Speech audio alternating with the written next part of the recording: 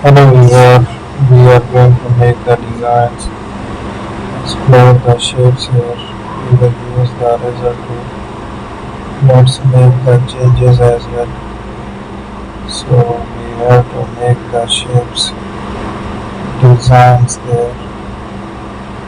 We can write anything, create any designs, use that structure and a paint there. So let's have a design.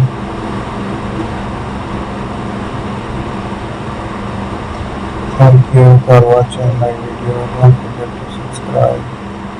So that's it.